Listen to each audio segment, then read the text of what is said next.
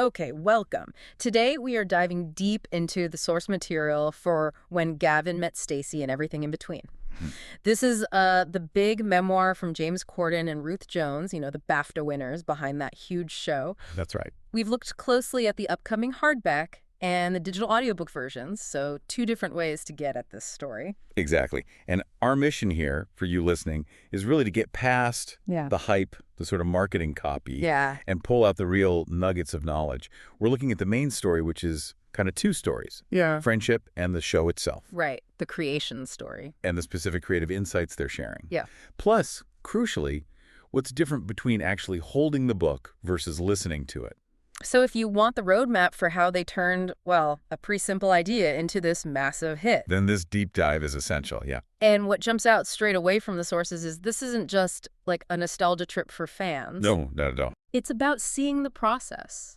How these two writers took what they called a little show about ordinary life, and somehow with their chemistry and, well, a lot of hard graft, turned it into this full-on cultural phenomenon. And the memoir really promises to show us exactly how they did that, the whole journey. So let's get into section 1. A story of collaborative creativity. The structure feels really important here. It does. That subtitle, A Story of Love and Friendship, it immediately flags that this is just as much about Ruth Jones and James Corden's real-life bond as it is about Gavin and Stacey or Nessa and Smithy.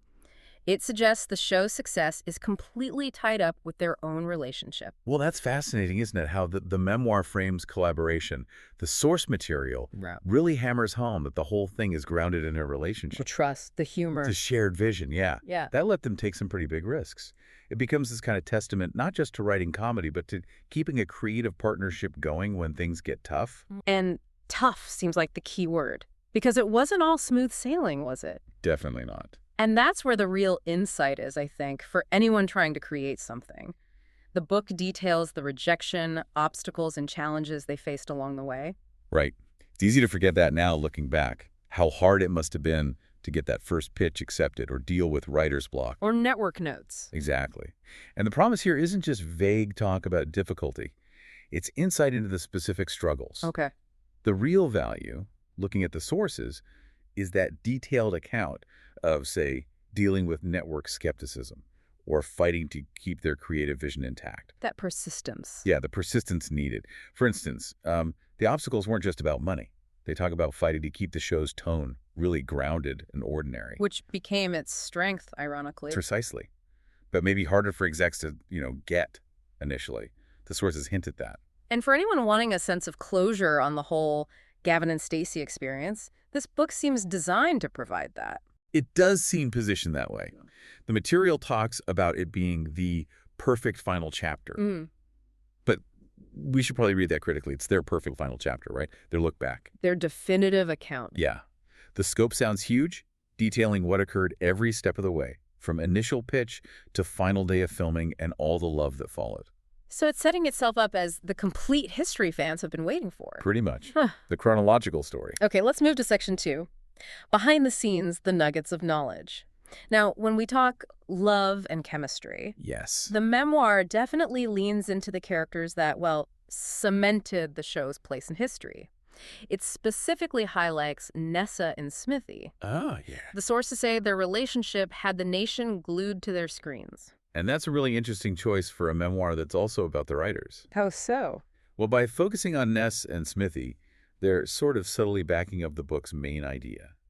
The chemistry, whether it's on-screen characters or off-screen collaborators, is what drove the whole thing. Ah, I see. That chaotic, loyal, on-off dynamic. It mirrors the kind of high-stakes collaboration you need to write a hit show, maybe.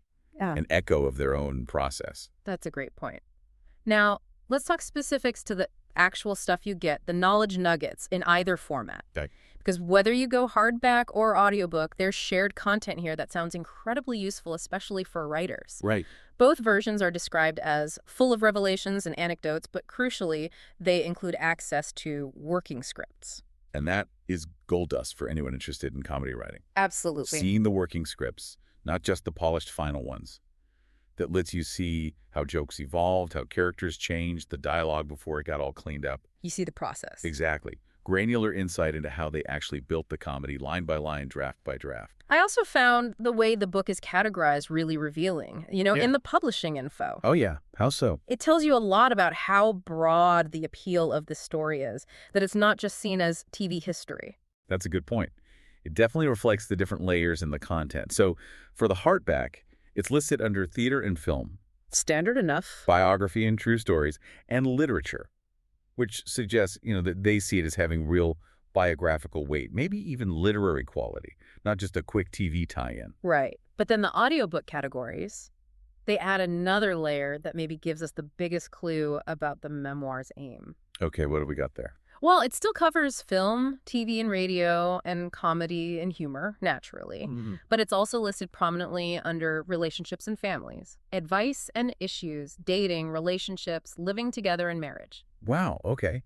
That is interesting. It's a powerful signal, isn't it? It suggests the publishers see this not just as entertainment history, But as a genuine exploration of partnership, human connection. exactly, reflecting what the show itself did so well, that relatable, ordinary relationship stuff.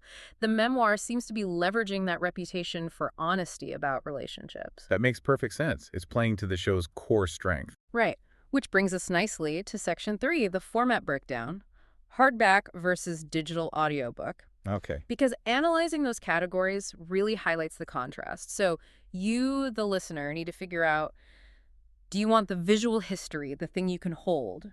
Or the more intimate conversational experience. Let's break down the hard choices, the hardback first. Okay, the hardback, well, that one feels geared towards the collector, maybe the historian type. Yeah, I'd agree. It gives you the visual side that audio just cannot replicate.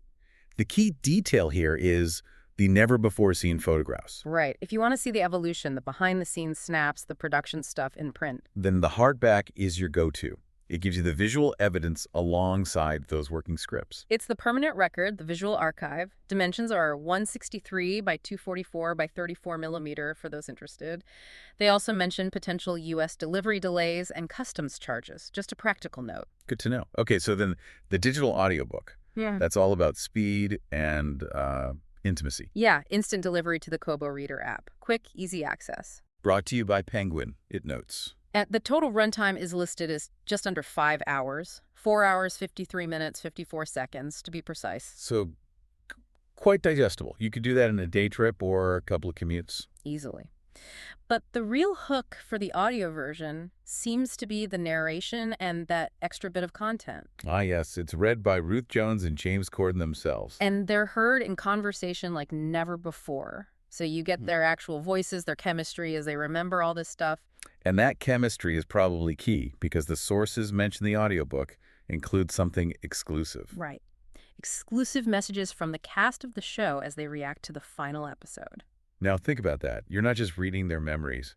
You're hearing the writers react and you're hearing messages from the actors. All responding to the huge emotional impact of that final episode. That kind of immediate personal reaction, you just can't get that from print. No. It offers a warmth, a sort of conversational depth that really complements the historical stuff in the hardback. So it feels like the two formats are quite cleverly aimed at different kinds of fans or different needs. Seems that way.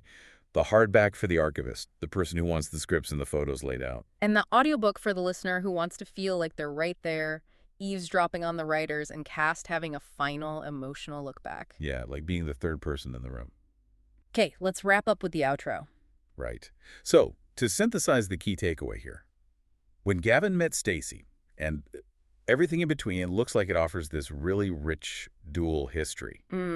On one hand, you get the comprehensive, documented story of a truly iconic British TV show, right down to the working scripts. The factual record. And on the other hand, you get this quite emotional, practical guide to creative collaboration, a study in resilience, really. Focusing on how Corden and Jones get through the rejection, obstacles, and challenges. Exactly.